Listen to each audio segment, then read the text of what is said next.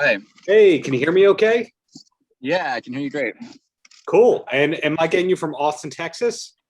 I am in Austin, Texas. Yeah, you were from Austin before it was cool. Yeah, yeah, I guess so. It's really like my lifetime has been the like it's changed so massively in my lifetime. I caught the tail end of like old Austin, Yeah. like when I was real young, like I remember what it used to be like, where you go to the pool, you go to Barton Springs, which I'm actually just right next to right now. And just like I we know every single person there. It takes us an hour to get down to the water because we have to stop and talk to everybody, and Sure. and everybody had painted up cars and art in their yards, and like it was a different world back then. Yeah, I'm putting you on the spot here. What would you say was the turning point in Austin? Was it South by Southwest, the last few years of that? Yeah, I mean, to me, it seems pretty clear that when South by Southwest added the technology, the interactive Yes. portion of the festival, that's when everything changed. I mean, Austin's been expanding for 40 years, but that was a big turning point of just all these software companies being here and there being this whole new industry, and all these people transplanting from all over the country. It really changed very rapidly after that. I forget exactly what year that was. Early 2000s. Right. Right. Well, we were connected to talk about Shoplifters of the World, which my wife and I loved. Or at least I Awesome. loved it. I don't want to put words in her mouth, but Yeah. she just said she loved it. Okay. So I'm Well, not I'm going to get glad. in trouble for that. I'm so glad. And you are very, very, without giving too much away, you are very, very central to the story. In fact, I would say you're maybe the most central character of it because you and Joe Manganiello's character are a focal point, and then you and Yeah. the other teenagers are also have a lot going on and all that. But when did you actually film the movie? And was everything done in one shot? um, Gosh, it was a little over 2 years ago now, that we filmed it in New York. And yeah, no, it wasn't it wasn't all in one shot, but it was very rapid fire. We had a lot of snow days, that's kind of messed with our schedule, and so those scenes in the radio station were like it was happening real fast, and it was mostly overnights.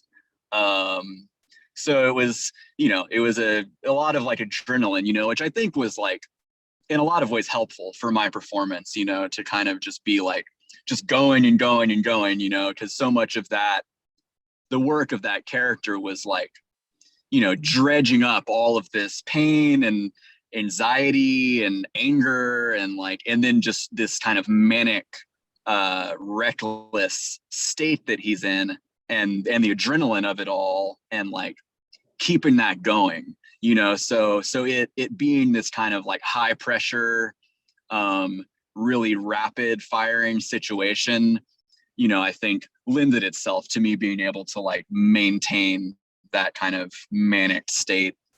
um so yeah. Yeah, so we do see you in the radio station. We see you in the record store. We see you hanging out with the other people around your age and all that. The reason I bring that all up is because sometimes when you talk to people who've been in a movie, while these two characters are central to the story together, they actually never meet on camera. And then you realize they weren't on the set together. So I'm guessing you were Right. actually on the set more than anybody else based on the number of settings we see you in. Yeah, I don't know if I don't know. I can't really answer that question. Because I was only there for my parts. But it is interesting, thinking about the relationship specifically between Dean and Cleo, Yeah. and trying to think, and and about my relationship with Helena, you know, as a fellow actor. But then just the fact that the person who Cleo is in Dean's mind is like not really a real person. You know, like it's not like his friend that he knows. It's like this idea of this wonderful, you know, magical kind of girl that he's, you know, fantasizing about. And in a way, you know, I see Dean as like a very isolated person. So I think, you know,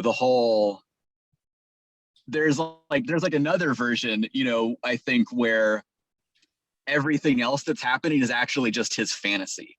You know, like obviously that's not, or whatever, not to give it away, but like it is really happening. Mm-hmm.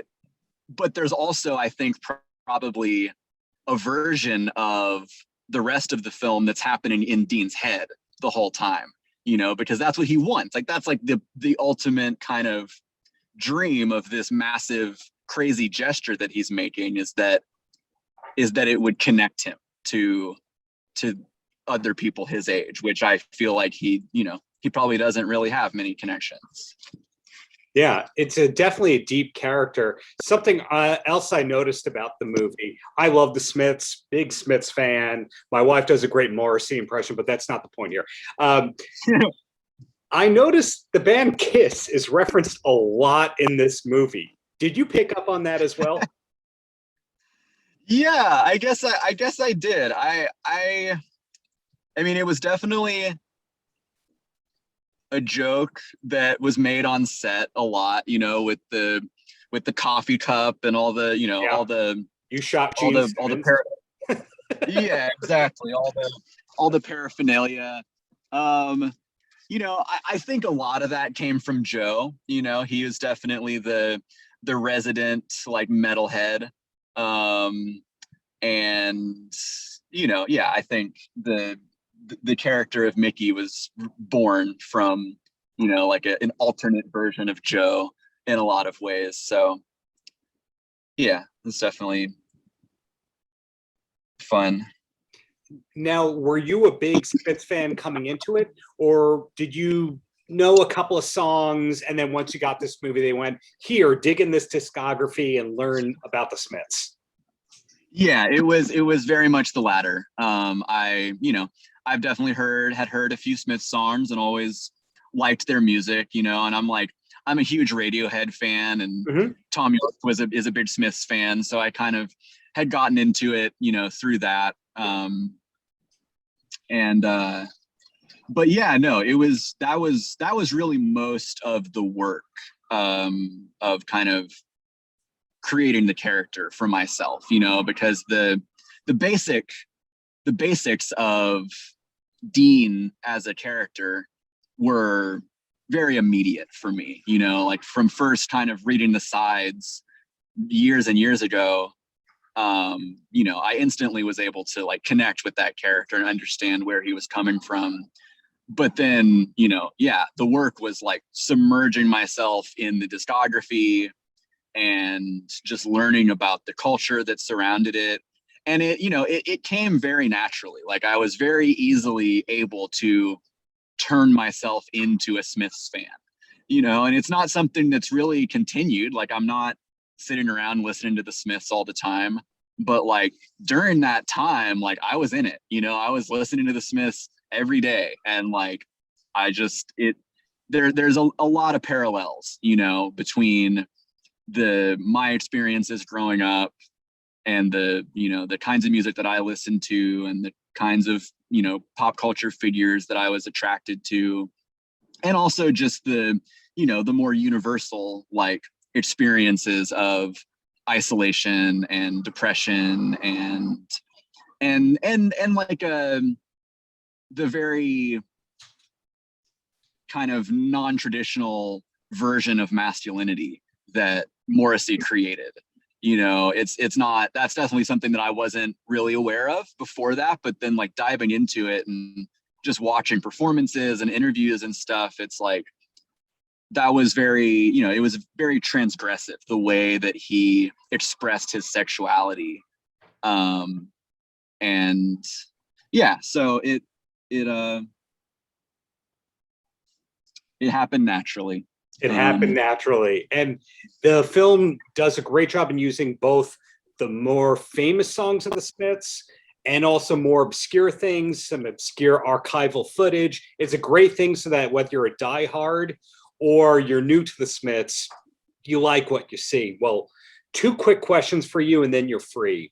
And the first one is, a lot of people who I've been talking to who are in big movies like yourself, when you look at their IMDb page, it has everything that they're working on, and other people, it's just not up to date. You know, they've got 6 projects coming up, but none of them they're allowed to post on there.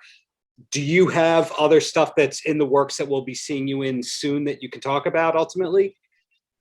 Yeah, not really anything concrete. It's just been such a crazy couple of years, or year, with the pandemic and everything. And I haven't really had any big acting projects coming up. I'm just kind of playing the field, and I do a lot of work behind the camera. I do like production design and art department, on just like indie stuff and commercials, and so I've been doing that. But yeah, it's been kind of just like a break from the world of acting. The last thing I acted in is a short film called El Fantasma, that I don't know if that's on IMDb or not, but it very excited for that to come out. I play Lee Harvey Oswald. Wow. So that's one of my favorite things I've been a part of. So I'm really excited for people to see that. But yeah, other than that, we'll just we'll see what happens this year. We'll see what happens. And my closer for you, and it could be as simple as go to my website, or it could actually be actual advice. That's any last words for the kids?